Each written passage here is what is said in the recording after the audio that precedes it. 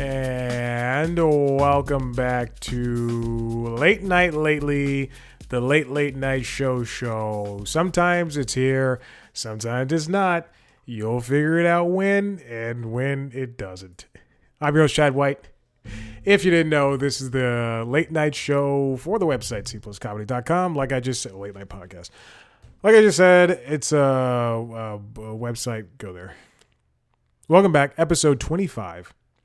I did not do one last week like I planned on because I was just so friggin' tired.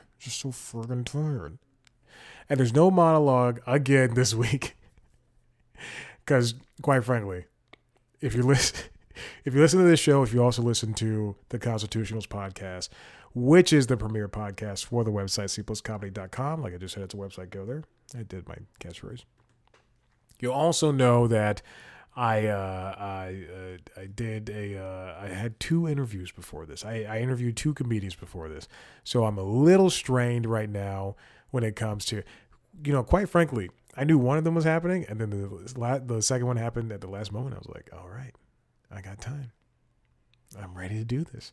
So I just wanted to actually get in this show. Not like I forgot, not act like I forgot the RSS feed existed.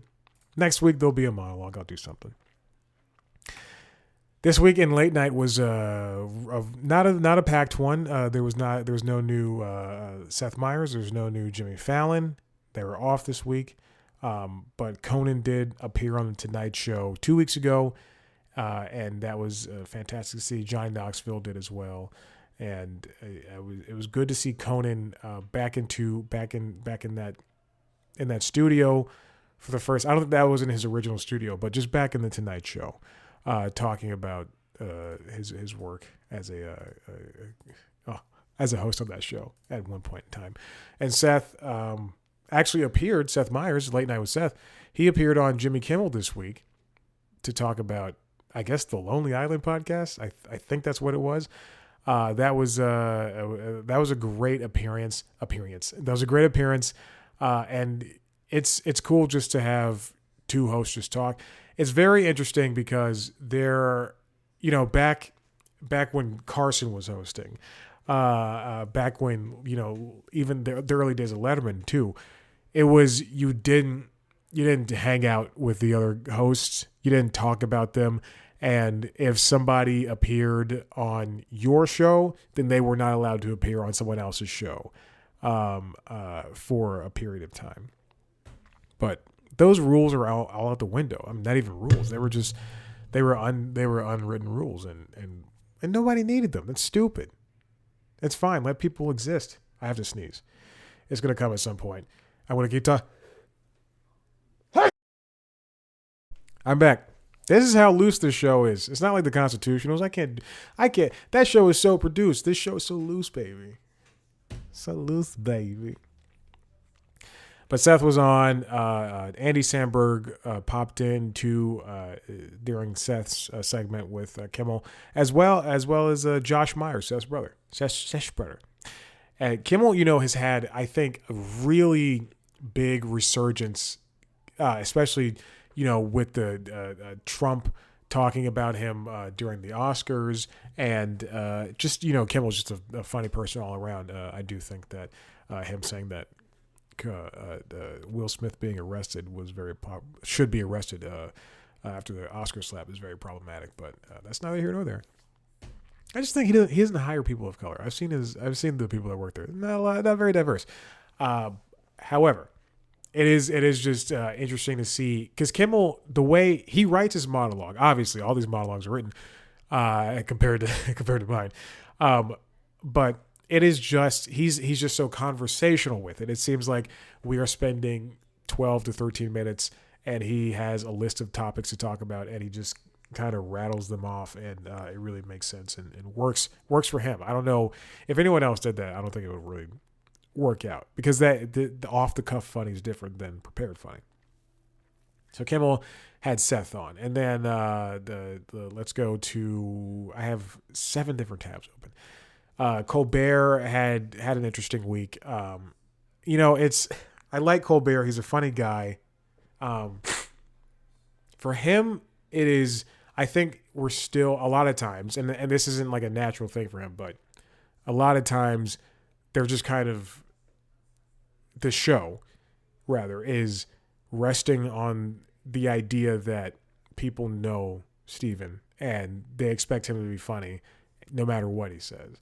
And sometimes I'll watch a monologue, and it's not all the time, but sometimes I'll watch a monologue or an interview, and people will just are already pre-laughing. Like if Will Ferrell walked out in his interview for a Conan, during a Conan segment, if he just walked out and people were just already laughing because they expect something to happen. It is. I wish I didn't use another talk show as an example, but you get what I'm saying. If Will Ferrell pops up in a scene and the other guys, and people are already going ha ha ha, this just it doesn't really bode well for that monologue for Colbert when that happens. And I just it just doesn't work for me sometimes. And maybe that's just the part of me where I'm going, maybe it's the audience, maybe it's me, who knows. But Colbert had the actress Anna Sawai from Shogun. I think that show, I've seen minutes of it. I'm going to watch it. I've just seen minutes of it, and I just need to sit down and put my time to it. But he had her on, and that was fantastic. A good interview, mostly because I'm in love with her. Kidding. But yeah, there you go. I'm trying to find the Seth Meyers one so I can also link to that one in the future. Don't start playing. Okay. The Daily Show. The Daily Show this week was, again, Jon Stewart came back, obviously, on Monday, but Dulce Sloan had her chance to host again. I think, don't quote me on this might be the first time she's had to host since they went to strike, since the writers went striking in the summer, which is unfortunate. She has not had a lot of chances in the spotlight on this show in the host seat, compared to Michael Costa and Ronnie Chang and Jordan Klepper and Desi Leidig. It just seems kind of a bit unfair that she got that one episode, and then I think she may have gotten another episode after the fact. But I don't think she's hosted for an entire week. And now she was able to. And you know what? She's funny. They brought back John Leguizamo to do the... I say she's funny as if people don't know that. That's why she was hired to the show. John Leguizamo to do the thing that Charlamagne the God and Leslie Jones both did, and that is to do a one-off story, and that was very good. Stewart is not doing. He's doing a monologue, and then he's doing a long-form interview, which I guess is what's going to be the thing of note for the rest of this season. With him in the driver's seat, and he's not really doing these bits that you'll see for a typical episode of the Daily Show when there is just like a regular host, like with Desi Leidig or Dulce Sloan. Interesting. And then also, what I also noticed is that Josh Johnson, someone who I've talked to twice, someone I've interviewed twice. You can check out my interviews on cpluscomedy.com. He is basically a featured player, not a full-time correspondent. He's a writer on the show, but he's also somebody who's featured on episodes often. During the week of Easter, I think he appeared twice. It seems as though they just use him as a character, and it's great. I like it. I have nothing negative to say about it. What's the video I'll link in this one? I want to link the John Leguizamo, but I also want to give Dulce her time. How about this bodega, the one where Trump goes to a bodega? There we go. Yeah, her monologue. I never talk about Last Week Tonight. Do I need to? It's going to win the Oscars.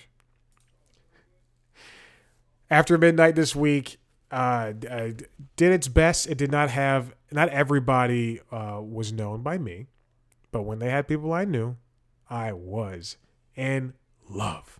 They had people like Utkarsh Ambudkar, They also had people like Betsy Sidaro. They also had, God, I know her name, Patty Guggenheim. She's fantastic. And this show really works when it's people and also people who are just abhorrently funny. They can just, like, Felipe Esparza is just a very funny person outright. Marcela Arguello is a very funny person. And then when they're joined by people I don't know as well, like Morgan Murphy, or when it's somebody, full disclosure, I did not see last night's episode, but when it does look like people like Josh Sharp and John Levitt, I know John Levitt. Those when somebody's paired with people that you don't know as well, they can help elevate them too. So that's good. And Taylor's doing a great job. Was I ambivalent, and was I trepidatious about her before? I don't think so, because I know she's a comedian whose comedy I like.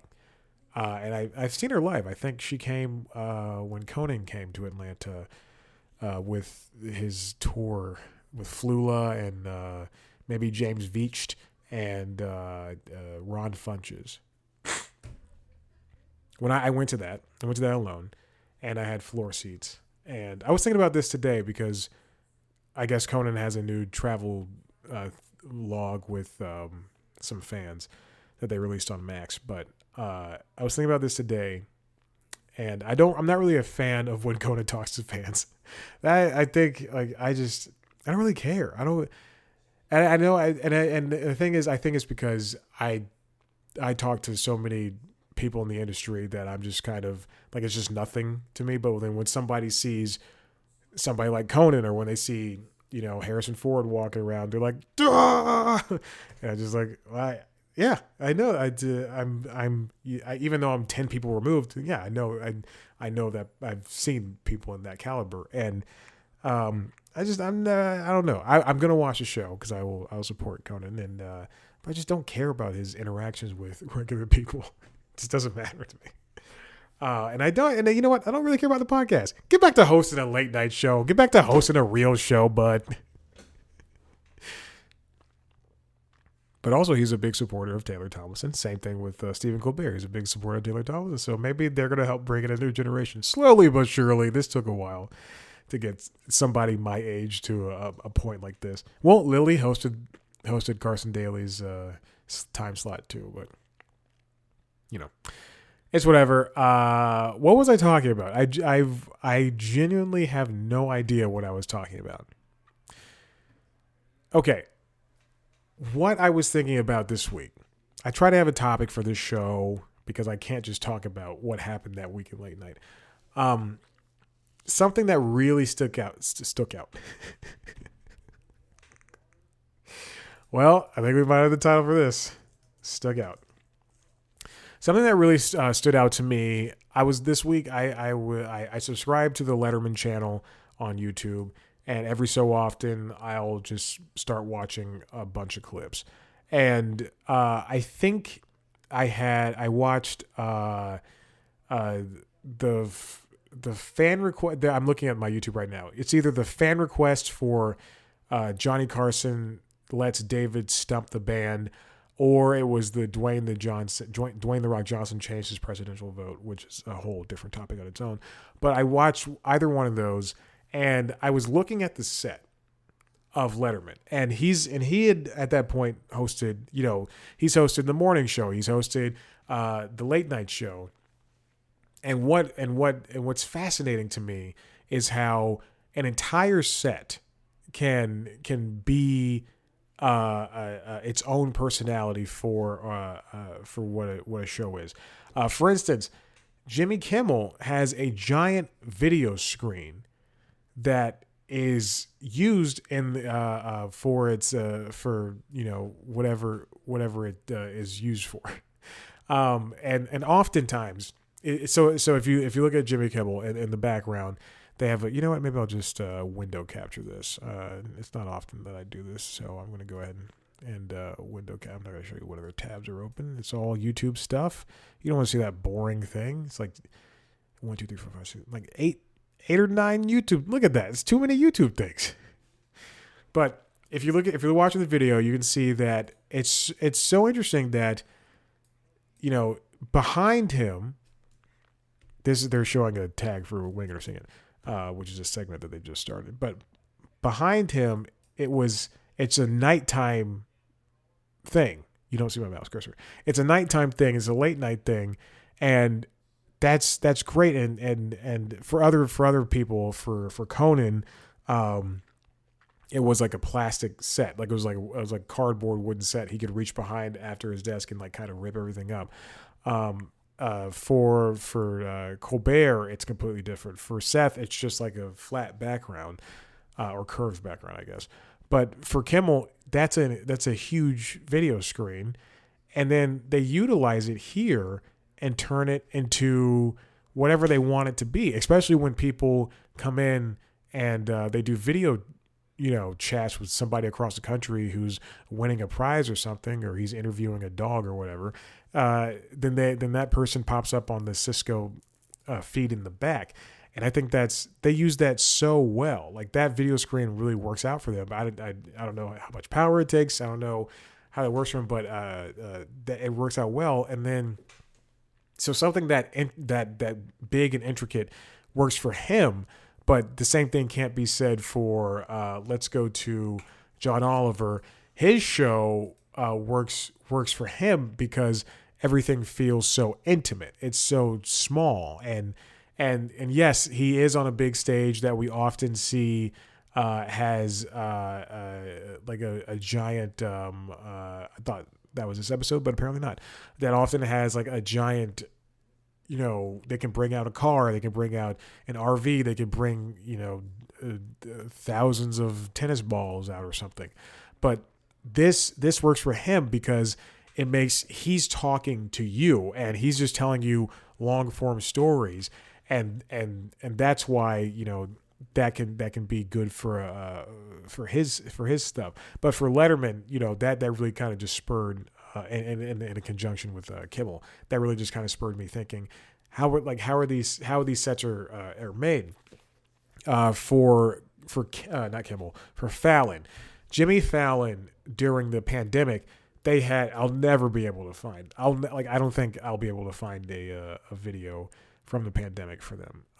But they changed their entire, I might be able to find, you know what? Cause I have a playlist of videos from talk shows and I am good at keeping things talk show bests, organized. But during the pandemic, they rearranged everything. And it was so cool to see him sitting on a stool. Cool is not the word I want to use. It was nice to see him sitting on a stool and just kind of working in that way. I don't think I can find anything. But you know what? Speaking of pandemic and speaking of intimate, Conan had to be intimate during his time, and he was at Largo, the Cornet, I believe, in Los Angeles, and you can see the band off of Bill Hader's shoulder, but it's just him it's the two of them in front of this crowd of masked people, and they're sitting in two chairs, and that's what they had to deal with, and that's how it works for them. People are still getting tested, people are still getting vaccinated, everything like that, and that really worked for them. As opposed to, I'm going to click on a random video. Here's one with Jimmy Pardo. This set was the set I'm talking about where Conan could reach behind him and there was all this stuff. And even then, they had to change that set when he went down to a smaller studio during that same TBS run. But I liked it all. It just is so fascinating to me how each set is different and utilized. Now, for the Daily Show, I do think that they have this giant set that is kind of mismatched with them because they do have two video screens off to the sides where they can use as correspondents are set in different places. They can be like, oh, this one's outside of the Manhattan office. This one, Manhattan trial office of Donald Trump trial office. And then the other one, and then, someone else is at a food hall in Poughkeepsie, Iowa. But they're really just both in the studio, which is very interesting and very funny. This is a true anecdote. When I first started watching The Daily Show, and I was in, I don't know, maybe high school, probably high school. I thought, and this will show you how stupid I am. I genuinely thought that they would send the correspondents out to these places. And, I'm not talking about the pre-tapes. I'm talking about, I thought they were, like, Jon Stewart was talking to, I don't know, who, Rob Corddry. I couldn't think of anybody quick enough. Rob Corddry, who did work on The Daily Show, or Steve Carell or Stephen Colbert. I did think that, they were off somewhere, at some place across the country. And I was like, they really let these people do these funny things this far away? Like, whoa, that's so great. That's how the news should always work. But no, it's not how it works. That's stupid. Big old dummy. Same thing, speaking of a talk show that I believe is real, and also Jimmy Kimmel earlier, The Man Show. I watched that so young. And I love seeing the women bounce on the trampoline. That's a very true fact. But also I saw an episode where, and it was clearly a joke. A guy ripped off his own arm, and I can see it in my head right now. And it was like, they had like, fake, I don't know if they had fake blood, but I think they did. They probably did. But they had like, fake strands of arm and stuff, and he was holding the arm in his hand. And I thought that was real, and I was scared. I was like, oh my God, that guy ripped off his own arm. What's going to happen? And people are like laughing, and I'm like, oh, I guess it's funny. I don't know. That's a very real thing that happened to me. Anyway, and then also, let's mention, I mentioned everybody else's sets. After midnight, rather. It's intimate. I think the crowd's too close. They laugh and clap too much, which is what they're supposed to do. But, that show is made with little to no money, but they do make really good use of that video screen that's sitting off of Taylor's right shoulder. So I think that's great. Anyway, that's my rundown of the sets.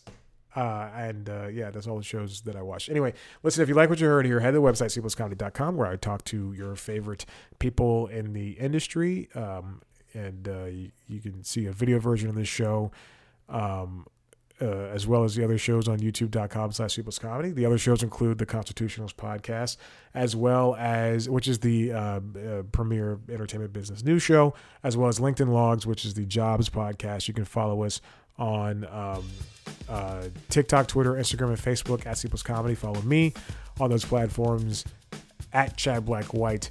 Rate, review, subscribe, tell your friends. Who cares? Go watch the interviews on youtube.com/cpluscomedy, where I interview your favorite people. All right, bye.